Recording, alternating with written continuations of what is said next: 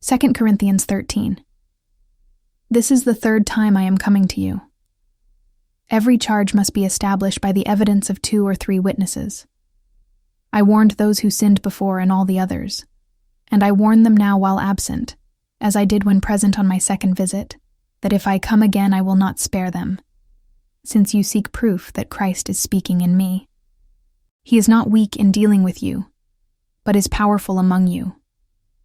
For he was crucified in weakness, but lives by the power of God. For we also are weak in him, but in dealing with you we will live with him by the power of God.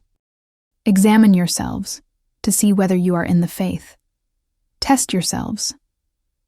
Or do you not realize this about yourselves, that Jesus Christ is in you? Unless indeed you fail to meet the test. I hope you will find out that we have not failed the test. But we pray to God that you may not do wrong, not that we may appear to have met the test, but that you may do what is right, though we may seem to have failed. For we cannot do anything against the truth, but only for the truth. For we are glad when we are weak and you are strong. Your restoration is what we pray for.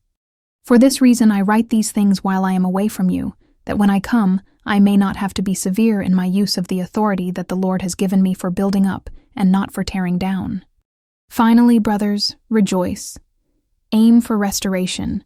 Comfort one another. Agree with one another.